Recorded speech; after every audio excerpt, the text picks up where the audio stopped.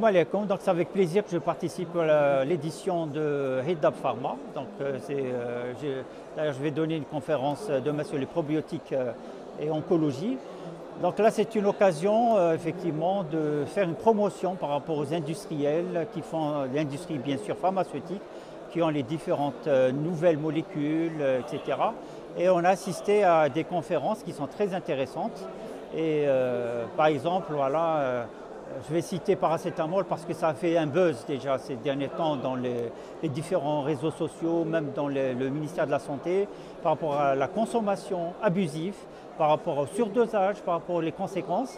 Et je tiens à signaler qu'il y a beaucoup d'entreprises qui fabriquent maintenant ce paracétamol et ils ont oublié d'autres molécules. Alors, donc il faut penser à d'autres molécules pour équilibrer un peu le marché pharmaceutique. Ce n'est pas parce qu'il y a beaucoup de demandes sur un traitement qu'il n'y a pas d'autres. La prescription médicale, elle est liée pas seulement à la disponibilité du traitement, mais par rapport à la qualité de vie du malade. Ce qu'on oublie maintenant, c'est les compléments alimentaires qui ont un effet très important, qui vont faciliter la bonne vie du malade, c'est-à-dire la vie saine, et qui vont contribuer aussi par rapport au traitement, parce que c'est un complément, ce n'est pas un traitement, ce n'est pas un médicament, mais il a quand même son rôle important. Là, ce n'est pas signalé, donc je pense que c'est intéressant de le signaler et de le rapporter pour essayer de motiver les industries, je dis bien les industries pharmaceutiques, à fabriquer les compléments alimentaires, mais pas ce n'est pas n'importe quelle entreprise qui le fait.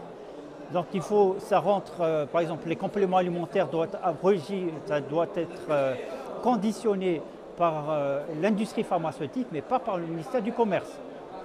Ça, c'est un vrai problème. Donc, toutes ces problématiques ont été déjà posées. Donc, il y aura bien sûr, à la fin de ce congrès, de cette foire pharmaceutique, donc il y aura des recommandations qui seront émises au niveau du ministère de l'Industrie pharmaceutique, ministère de la Santé, pour qu'ils puissent prendre en considération l'importance des compléments alimentaires dans le domaine médical et parapharmaceutique et pharmaceutique. Il y a aussi des discussions sur les nouvelles molécules, des discussions surtout par rapport au générique. Malheureusement, on n'a pas beaucoup d'industries pharmaceutiques qui fabriquent le générique. Donc là, c'est une opportunité pour les nouvelles industries pharmaceutiques qui veulent se créer, de s'orienter vers le générique, vers tout ce qui est parapharmaceutique, surtout par rapport au dispositif médical. On n'a pas beaucoup malheureusement. Il faut savoir que 90% de tout ce qui est comme dispositif médical, il est importé de Chine. Donc je pense que c'est l'occasion que l'Algérie puisse avoir 100% de fabrication de ces dispositifs médicaux. Donc que ce soit dans le diagnostic, que ce soit dans le traitement, que ce soit dans l'accompagnement du malade, etc. Donc il y a aussi un autre volet qui est très important, c'est le volet législatif par rapport à la carte Chifa. Voilà, il y a une présentation sur la carte Chifa numérique. Je pense que c'est très intéressant parce qu'on a remarqué surtout les personnes âgées, lorsqu'ils parlent au niveau des pharmacies, ils cherchent des médicaments, malheureusement la pharmacie leur dit voilà, j'ai besoin de la carte Chifa, ils la perdent. Il y a beaucoup de gens qui perdent leur carte Chifa.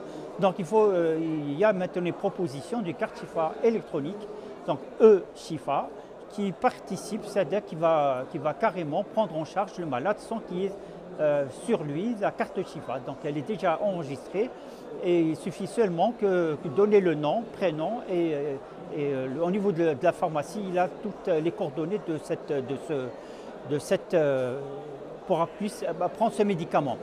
Une autre conférence qui est très très intéressante, c'est l'IA, l'intelligence artificielle, par rapport à la prise en charge du malade depuis la consultation médicale, récupération du traitement, quel type de traitement, jusqu'à la fin, c'est-à-dire même le malade, lorsqu'il a l'ordonnance, il va chez le pharmacien, il a maintenant le code à barre, maintenant il faut travailler avec des codes à barre, ça c'est très intéressant. Au niveau du code à barre, lorsqu'il repart chez son premier médecin traitant, il aura tout le dossier médical, c'est-à-dire qu'il aura toutes les consultations médicales qui ont été faites par le malade, tous les traitements qui ont été donnés au malade, et tous les médicaments qui ont été faits. Et ce qui est intéressant aussi, parce qu'on a remarqué aussi pour quelques traitements, il y a des malades qui prennent la même ordonnance et qui achètent 2 fois, 3 fois. Et là, avec le QR code, le pharmacien, une fois qu'il a scanné, le traitement qui a été donné ne peut en aucun cas être redistribué par n'importe quel autre pharmacien. Donc, point de vue sécurité, je pense que c'est très intéressant. Et voilà, donc il y a beaucoup de nouveautés, il y a des recommandations et je souhaite un excellent congrès. Voilà.